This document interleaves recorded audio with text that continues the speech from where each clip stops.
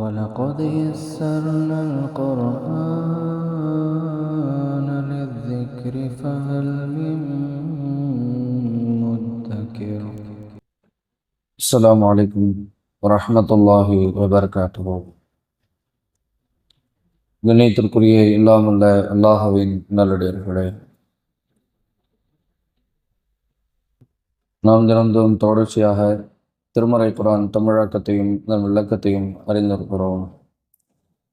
அதிலிருந்து சூரா முஹம்மத் 47வது அத்தியாயத்தினுடைய 23 மற்றும் 24வது வசனங்களுடைய தமிழாக்கத்தையும் விளக்கத்தையும் அறிந்து கொள்வோம். أعوذ بالله من الشيطان الرجيم. بسم الله الرحمن الرحيم. أولئك الذين لعنهم الله فأصمهم وأعمى أبصارهم أفلا يتدبرون القرآن أم على قلوب أقفالها. இத்தகையோரையே அல்லாஹ் சபித்து விட்டான். அவர்களை செவிடாக்கியும் பார்வைகளை குருடாக்கியும் விட்டான். இந்த குர்ஆனை அவர்கள் சிந்திக்க வேண்டாமா? அல்லது அவர்களின் உள்ளங்களில் அதற்குரிய பூட்டுக்கள் உள்ளனவா?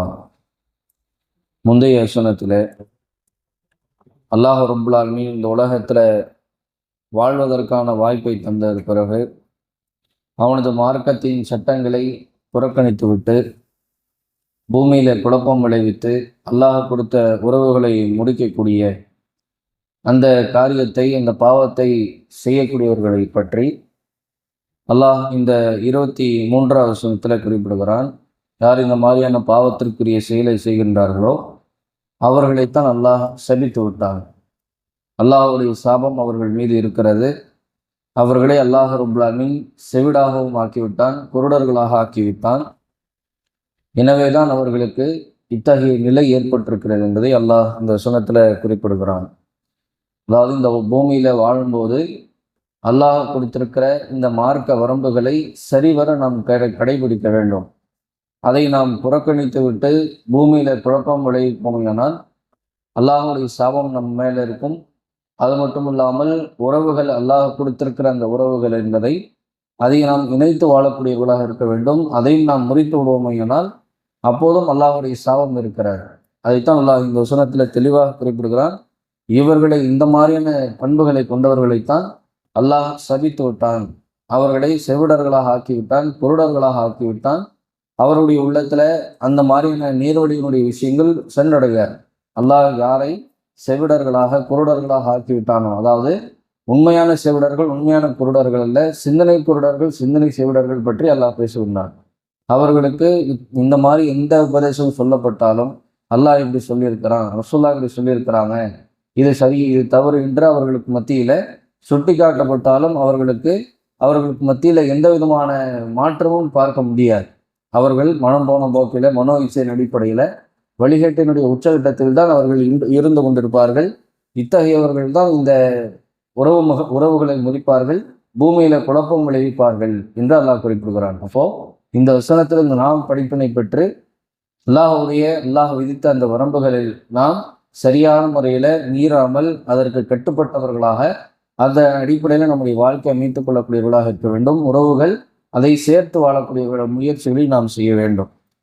அடுத்ததாக 24வது வசனத்தில் அல்லாஹ் சொல்லும்போது, அஃபலா யததப்பரூனல் குர்ஆன், நீங்கள் இந்த மக்கள் குர்ஆனை சிந்திக்க மாட்டார்களா, சிந்திக்க வேண்டாமா என்று அல்லாஹ் கேள்வி கேட்கிறான்.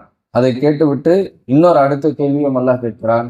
அம் அலா குலூபின் அக்ஃபாலுஹா, அவர்களுடைய உள்ளங்களில் அதற்குரிய பூட்டுகள் போடப்பட்டிருக்கிறதா, ஏன் இந்த குர்ஆனை இவர்கள் சிந்திக்க மாட்டாங்க என்று இன்னொரு கேள்வியும் அல்லாஹ் கேட்கிறான். அல்லாஹ் கேட்கிற இந்த கேள்வியில நம்முடைய சிந்தனைகளை அல்லாஹ் தோன்றுகின்றான். அப்போ இந்த குர்ஆன் என்பது வெறுமனே படிப்பதற்காக, படித்துவிட்டு கடந்து போவதற்காக அல்ல, சிந்திப்பதற்காக, அடிப்படை விஷயங்களுக்காகத்தான் இந்த குர்ஆன் அருளப்பட்டிருக்கிறார். அதைத்தான் இந்த வசனத்தில் அல்லாஹ் குறிப்பிட்டு காட்டுகின்றான். நம்மை நோக்கி கேள்வி கேட்கின்றான். இந்த குர்ஆனை அவர்கள் சிந்திக்க வேண்டாமா? உங்க உள்ளங்கள்ல என்ன பூட்டுக்கள் போடப்பட்டிருக்கிறதா? இந்த குர்ஆனை சிந்திக்கிறதுக்கு உங்களுக்கு நீ என்ன ஆச்சு அப்படிங்கிறதான் அல்லாஹ் இந்த வசனத்தை கேட்கிறான். அப்போ இதை ஒரு வணக்கமாக ஒவ்வொரு இஸ்லாமியர்களும் ஏற்று செயல்படுத்த வேண்டும். வெறுமனே குர்ஆனை ஓதிவிட்டு கடந்து விடுவதுதான் இன்றைக்கு இந்த பெரும்பாலான முஸ்லிம்கள் பெரும்பாலான இஸ்லாமியர்கள் இந்த குர்ஆனுக்கு இருக்கின்ற அந்த மகத்துவம், அதற்குரிய முக்கியத்துவம் கொடுக்கத்தான் செய்கின்றார்கள். ஆனால் இதோடு நிறுத்திக் கொள்கிறார்கள். குர்ஆனை படிச்சிட்டோம், நமக்கு அரபியில் ஓத தெரியும், மற்ற தமிழாக்கங்கள் நம்ம படிச்சிட்டோம் என்று அதோடு நிறுத்தி விடுகின்றார்கள். ஆனால் படிப்பது மட்டுமல்ல, ஓதுவது மட்டுமல்ல குர்ஆனுக்கு நாம் செய்ய வேண்டிய கடமை. குர்ஆனுக்கு நாம் செய்ய வேண்டிய கடமைகளில் இரண்டாவது கடமையாக அதை நாம் சிந்திக்க வேண்டும். அல்லாஹ் இதுக்கு இப்படி சொல்லியிருக்கிறான். ஒவ்வொரு வசனத்தையாக நாம் சிந்திக்க ஆரம்பிக்க வேண்டும். அல்ஹம்துலில்லாஹி ரப்பில் ஆலமீன் இருக்கிறதா, அதற்குரிய அர்த்தம் என்ன, பொருள் என்ன, அதன் மூலமாக அல்லாஹ் நமக்கு என்ன சொல்ல வருகிறான், அதன் மூலமாக நமக்கு என்ன படிப்பனை இருக்கிறது, அர் ரஹ்மான் ரஹீம் அதற்குரிய அர்த்தம் என்ன, அதை நாம் எப்படி புரிந்து கொள்வது, அதை நம்ம இந்த உலக அடிப்படையிலையும் பல விஷயங்களை எப்படி நம்ம செயல்படுத்துவது என்கிற இந்த மாதிரியான சிந்தனைகளோடு உள்ளடக்கியதான் இந்த குர்ஆனையும் இந்த குர்ஆனில் அருளப்பட்டிருக்கிற ஒவ்வொரு அத்தியாயங்களையும் ஒவ்வொரு வசனங்களையாக நாம் சிந்திக்க ஆரம்பிக்க வேண்டும். அதுதான் அல்லாஹ் இந்த வசனத்துல சொல்லி காட்டுகின்றான்.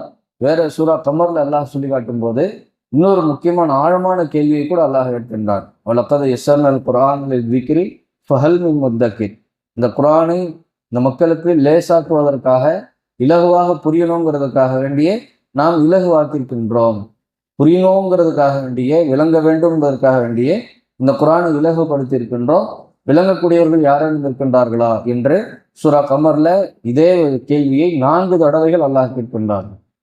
இன்னைக்கு பல இஸ்லாமியர்கள் என்ன நினைச்சிட்டு இருக்கிறாங்கன்னா, குர்ஆன் நம்ம சிந்திச்சு நமக்கு எப்படி புரியும், அதெல்லாம் பெரிய பெரிய ஆலிம் ஷாக்களுக்கு, மார்க்க அறிஞர்களுக்கு இந்த வசனங்கள் புரியாத விதத்தில் இருக்கிறது. நாம சாதாரண பாமர மக்களாக இருக்கிறோம், நமக்கு இது பற்றியான ஞானம் இல்லை, நாம இந்த குர்ஆனை படித்தால் எப்படி புரியும் என்கிற அந்த தவறான கண்ணோட்டத்தில் இருக்கின்றார்கள். அந்த தவறான சிந்தனை தான் இந்த வசனத்துல அல்லாஹ் போட்டு உடைக்கின்றான். இந்த குர்ஆனை விளங்கணுங்கிறதுக்காக வேண்டிய லேசாக ஆக்கியிருக்கின்றோம். நீங்க மனுஷனா இருந்தா போதும், நீங்க முஸ்லீம்களாக இருந்துதான் இந்த குர்ஆனை புரியணும்னு அவசியம் இல்லை. அல்லாஹ் ரப்பல் ஆலமீனுடைய இந்த வேதத்தை அவ்வளவு சிறப்பான விதத்துல அல்லாஹ் இலகுவாக்கி கொடுக்கின்றான். படிப்பினை பெறக்கூடியதான் நம்முடைய வேலையாக இருக்கிறது என்பதை இந்த வசனத்தின் மூலமாக புரிந்து நம்முடைய உள்ளங்கள் இருக்கின்ற இந்த பூட்டுக்களை கவிழ்த்து விட்டு அல்லாஹுடைய வசனங்களை, அல்லாஹுடைய குர்ஆனை சிந்திக்க ஆரம்பித்து அதன் மூலமாக படிப்பினை பெற்று நேரோடி அடையக்கூடிய முயற்சிகளை நாம் செய்ய வேண்டும். சுப்ஹானல்லாஹி வபிஹம்திஹி, அஷ்ஹது அல்லா இலாஹா இல்லா அன்த, அஸ்தக்ஃபிருக்க வ அத்தூபு இலைக்.